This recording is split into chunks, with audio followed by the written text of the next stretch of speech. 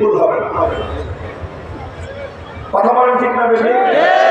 সেই সময়ে সমস্ত ওলামায়ে কেরামের কাছে জিজ্ঞাসা করেন, তখন নামাজ পড়া আগে ফরজ নয়, বরং নামাজের আগে ওযু করা ফরজ।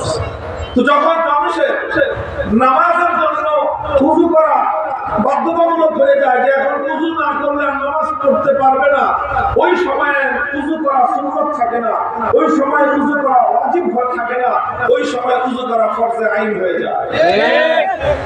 ঠিক তদ্রূপ যখন আল্লাহর দ্বীনের গুরুত্বপূর্ণ বিধানগুলো পালন করা রাষ্ট্রীয়ভাবে ইসলাম প্রতিষ্ঠার উপর নির্ভরশীল হয়ে যায়, ইসলাম রাষ্ট্রীয়ভাবে প্রতিষ্ঠিত না হলে, খেলাফত প্রতিষ্ঠিত না হলে, যদি ইসলাম পরিপূর্ণভাবে পালন না করা যায়, তখন সরকারকে রাষ্ট্রে ইসলাম প্রতিষ্ঠা করা ফরজ হয়ে দাঁড়ায়।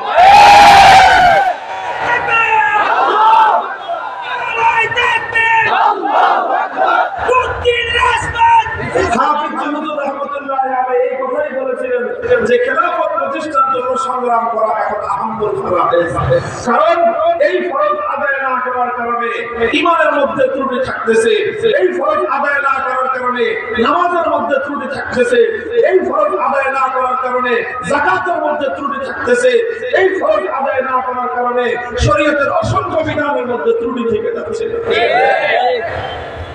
বলবেন কেমনে ত্রুটি থেকে যাচ্ছে, কেমনে ত্রুটি থেকে যাচ্ছে? এই প্রশ্নের জবাব দেই, কেমনে ত্রুটি থাকতেছে।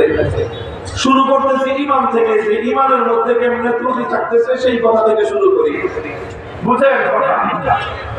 মাদ্রাসার ছাত্ররা এই কথাটা তোমাদের ইলমের আলোকে, শরীয়তের মাসলার আলোকে, ফিকহের উসুলের আলোকে তোমরা বুঝো যে কেমনে ইসলামী রাষ্ট্র প্রতিষ্ঠা না করলে, অথবা ইসলামী রাষ্ট্র প্রতিষ্ঠা করতে না পারলে ঈমানের মধ্যে কেমনে ত্রুটি থাকতেছে সেই কথা বুঝতে হবে।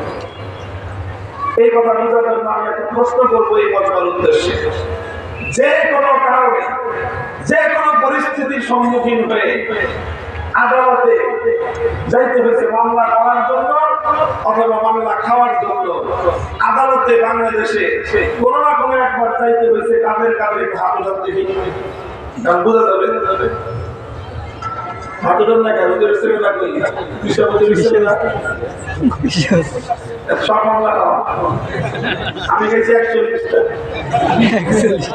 22টা, অর্থাৎ পর্যাপ্ত পরিমাণ মানুষ আমরা এখানে আছি। কম করে না হলে আমাদের সমাজের 20 থেকে 25% মানুষ জীবনে কোনো না কোনো কারণে আদালতের শরণাপন্ন হয়। কথা বলেন ঠিক না? নানা কারণ, একটা হাসিনা মামলা দিছে, সেটা তো আছে। হাসিনা মামলা না দিলেও মানুষ আদালতে যায় না। আপনার বাড়িতে চুরি হলো, এখন এই চুরির সম্পদ উপার্জন উদ্ধার করার জন্য উপায় কি? বাংলাদেশে আদালতে মামলা করতে হবে চোরের বিরুদ্ধে। কথা বলেন ঠিক না? ডাকাতি করলো, ডাকাতের বিরুদ্ধে আপনি নিরাপত্তার জন্য আপনাকে কি করতে হবে? মামলা করতে হবে। আপনার একজন আপনজন খুন হলো, হত্যাকাণ্ডের শিকার হলো, এখন আপনি হত্যার বিচারের জন্য উপায় কি বলেন তো? বলেন উপায় কি? মামলা করতে হবে। এই মামলাই তো আমরা বিভিন্ন সময়ে করি। কথা বলেন ঠিক না? কারণ মামলা না করলে আমি হত্যার বিচার পাবো না, মামলা না করলে চোরের বিচার পাবো না, মামলা না করলে ডাকাতের বিচার পাবো না, মামলা না করলে আমার জমি আরেকটু দখল করে নিয়ে যাবে, আমি আমার বৈধ অধিকার পাবো না। এইরকম অজস্র অগণিত মামলা মোকদ্দমায় আমাদেরকে জড়িত হতে হয় কি হয় না? আচ্ছা, এবার ধরে নেন যারা আমাদের মধ্যে থেকে নামাজি, পাক্কা মুসল্লি, হাজি, ডবল হাজি, ট্রিপল হাজি, বুঝলেন নাই? বছর বছর হাজি, প্রতি বছর হজ করেন, প্রতি রমজানে উমরা করেন, বাইতুল্লাহ শরীফে ইতিকাফ করেন, মসজিদে হারামে অথবা মসজিদে নববী থেকে ইতিকাফ করেন, এরকম মানুষ আছে না? প্রতি বছর মাশাআল্লাহ বন্ধুদের এক চিল্লা দেন, এরকম মানুষ আছে না? অর্থাৎ পাক্কা দিনদার। এই মানুষটাও যখন মামলা করলো, আপনি যখন চোরের মামলা করলেন, চোরের বিরুদ্ধে, ডাকাতের বিরুদ্ধে, হত্যাকারী খুনির বিরুদ্ধে যখন মামলা করলেন, এই মামলায় আদালত বিচার করবে কি করবে না? আচ্ছা, আদালত যে বিচারটা করবে বর্তমানে বাংলাদেশে আল্লাহর কোরআনের আইন অনুযায়ী করবে না ব্রিটিশের বাংলা আইন অনুযায়ী করবে? বলেন, বুকের পাতা থাকলে বলেন ব্রিটিশের আইন। আল্লাহর কোরআনের আইন অনুযায়ী আদালত বিচার করবে না। তাহলে আল্লাহর আইনের বিরুদ্ধে, আল্লাহর আইনের সাথে সাংঘর্ষিক আইন অনুযায়ী আদালত বিচার করবে। কথা বলেন ঠিক না? আচ্ছা, এই কথাটুকু মনে রাখেন, এই কথাটুকু মনে রাখেন। এরপর আরেকটা প্রশ্ন শুনে জবাব আপনারা দিবেন। কোন ব্যক্তি যদি এই আগের কথা ভুলে যান, এখন আমার এই প্রশ্নের জবাব দেন। কোন মানুষ যদি আল্লাহর আইনকে বাদ দিয়ে কোন মানুষের বানানো আইনের কাছে বিচার চাইতে যায়, আল্লাহর আইন অনুযায়ী সে বিচার চায় না, সে মানুষের বানানো আল্লাহর আইনের বাইরে, আল্লাহর আইনের বিরুদ্ধে আইন, যে আইন, সেই আইন অনুযায়ী যদি কোনো ব্যক্তি বিচার চাইতে যায়, এবার তার ব্যাপারে যদি কেউ মাসআলা জিজ্ঞাসা করে, তার ঈমান আছে না? আপনারা কি জবাব দিবেন? আমি কি জবাব দিব সেটা বড় কথা না, আল্লাহর কোরআন কি জবাব দিবে সেটা বড় কথা। ঠিক। ألم تر إلى الذين يزعمون أنهم آمنوا بما أنزل إليك وما أنزل من قبلك يريدون أن يتحاكموا إلى الطاغوت وقد أمروا أن يكفروا به ويريد الشيطان أن يضلهم ضلالا بعيدا। আল্লাহ বলতেছেন, আল্লাহ নিজে কোরআনে পাকের সূরাতুন নিসার 60 নম্বর আয়াত তুলে দেখেন। আল্লাহ বলতেছেন, দেখো আশ্চর্যজনক একটা কথা। কে বলতেছেন? আরে আশ্চর্যজনক কথা কে বলতেছেন? আল্লাহ এই কথাটাকে আশ্চর্যজনক বলে আখ্যায়িত করতেছেন। যেমন কিছু মানুষ আছে দাবি করে ইমানদার, অথচ তারা আল্লাহর আইন বাদ দিয়ে মানুষের বাংলা আইনের কাছে বিচার চাইতে যায়।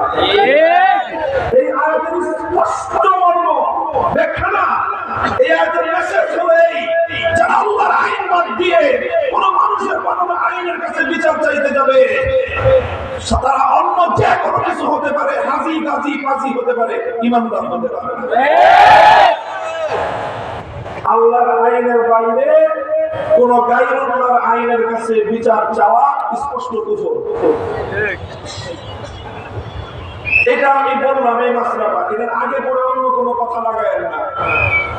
দুনিয়া, বাংলাদেশ না, সারা দুনিয়াতে কোনো মুফতি সাহেব, কোনো আলেম আনেন যে এই কথার সাথে দ্বিমত করবে।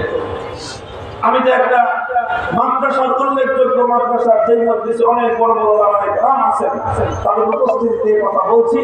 যদি ভুল হয়ে থাকে তাহলে সর্বপ্রথম আমি সংশোধন করে নিব, এবং আমি আজকের পর থেকে প্রত্যেকটা মাহফিলে সেই সংশোধনী আলোচনা করব।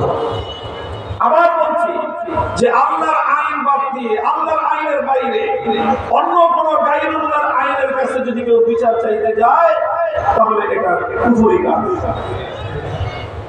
বুঝতে পারছেন কথা? এবার ওই আগের কথায় ফিরে আসে।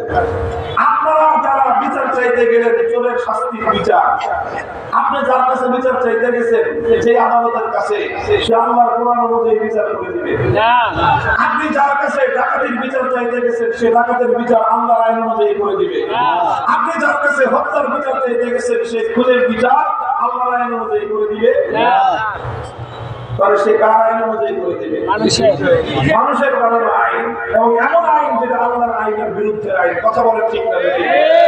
এবার আপনার সাথে আপনার এই প্রশ্ন মিলান যে আল্লাহর আইন বাদ দিয়ে মানুষের বানানো আইনের কাছে বিচার চাইলে যদি কুফর হয়, তাহলে যারা আল্লাহর আইন বাদ দিয়ে অন্য আদালতের কাছে গিয়ে চোরের শাস্তি, হত্যাকারীর শাস্তি, ডাকাতের শাস্তি চাইলেন, তাদের ঈমান আছে না গেছে?